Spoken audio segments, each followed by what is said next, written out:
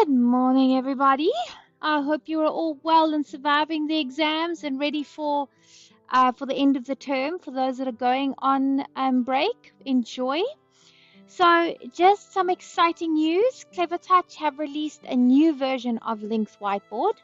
So, for those who are uncertain of what version they're on, if you go to the hamburger menu, right? Let me just stop presenting quickly. If you go to your hamburger menu, go to options.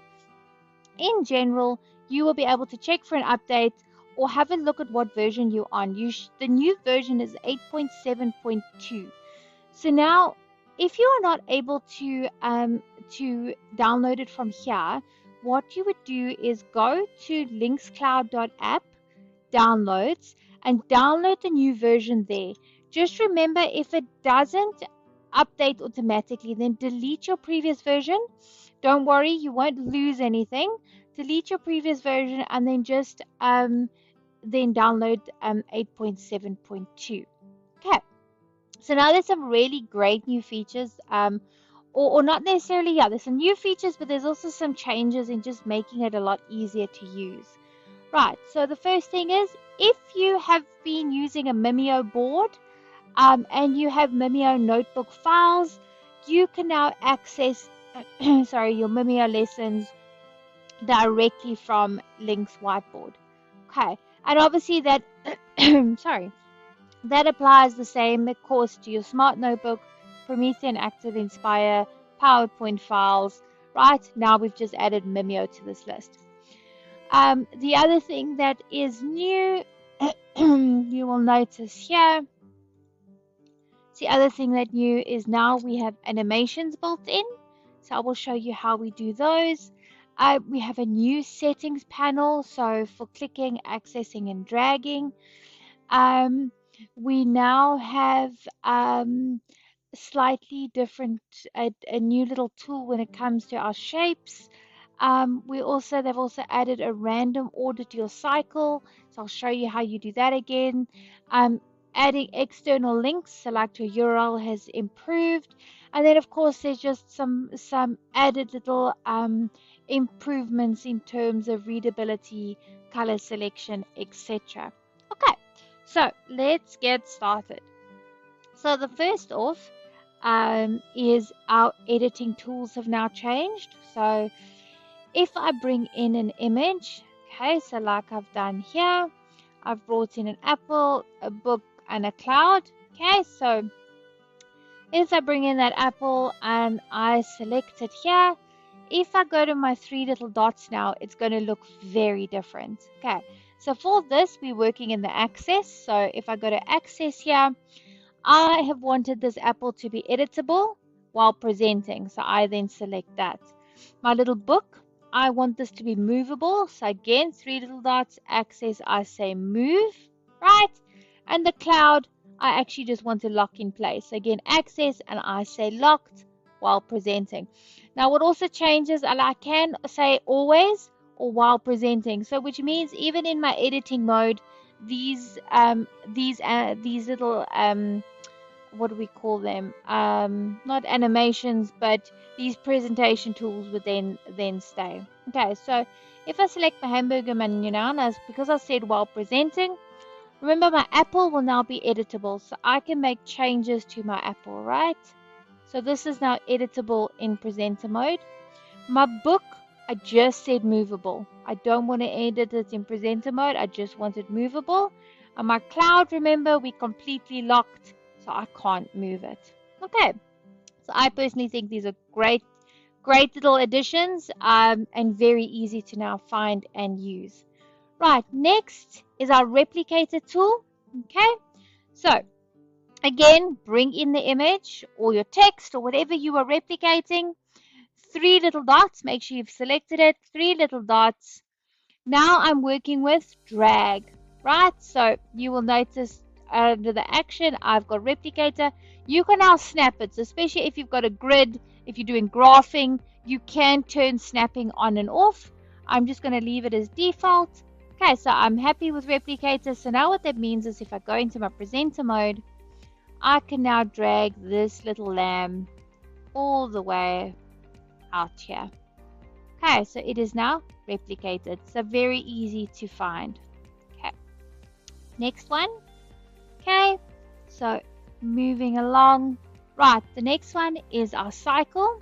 So first off, just a reminder, you have to make sure that you have each and every one of your images that you want to cycle through selected or already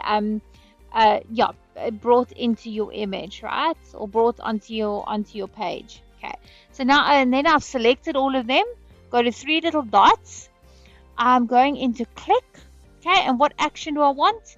I don't want to show full screen. I want to cycle. Okay, now I can either choose a loop, oscillate, random, reverse. I'm just going to stick to loop.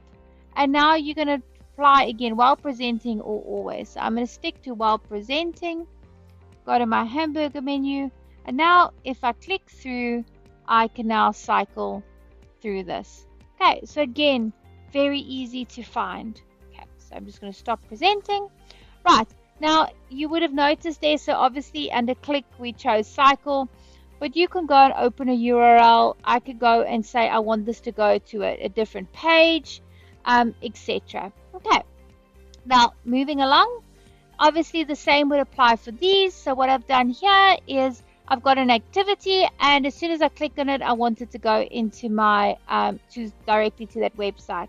So if I select the three little dots and I select click, you will notice I've chosen open URL while presenting, and I've put the URL in there. So if I go now to my presenter mode and I click on that, it takes me directly to my activities. Okay, right, so the next one, our shapes. Okay, so how this works, let me just get out of my presenter mode quickly. Right, so let me just delete that. Okay, so there's a new little feature to the shapes. So if I just go and add my shape, let me just make this a different color. Let's go pink. Okay, go add my square here. Okay, so now what I can do is if I select on it, you'll notice there's a little purple circle. Right, that purple circle, now I can go and adjust. Okay, and you will notice then it adjusts accordingly. How this works, or just a reminder, it's not a new feature, but I think I just want to remind you of it. So if I go into my pages, right, if I just click on this, right, it'll take me to my pages. But if I right click, this is now where I have my background options. So I can either clear background, apply to all existing pages. I can change the colors very easily. Okay, so very easy to now navigate all your different background options. Okay, so that's just your background. Then in terms of your cover, so what we've done here is I've obviously got my clock. I brought in my clock and I want it to be covered as a start. So now if I just select that, three little dots, where this is now is under click as well, and you will notice here I've chosen toggle cover. Okay, my cover options, of course you can go change your colors, and now if I go into my presenter mode, right, as will create a hide and reveal.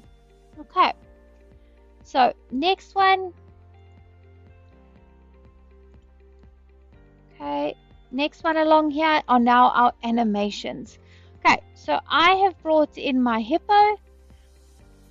There we go. So now with the animations, I'm able to move my hippo back and forward onto my page. So how that works is, let me just select him, bring in your image. You will notice you got an animation icon now here. Select the animation, and then you can then from there go and then choose how you want this image to appear. Okay, the next one, again, I have brought in two images here, and what I've actually done is created this as a trigger. So, and instead of the little lion changing, or the little cub, I've now brought in the lion, and I've targeted that this changes. So how this works is all I did was go to your animation. I want him to fade in and fade out. You will notice my target is I selected other and I selected the lion. So now what happens if I go into my hamburger menu and I select this one and the lion will fade in and fade out. Right, and those are the amazing new features. Should you need any training or one-on-one sessions, please don't hesitate to reach out to us.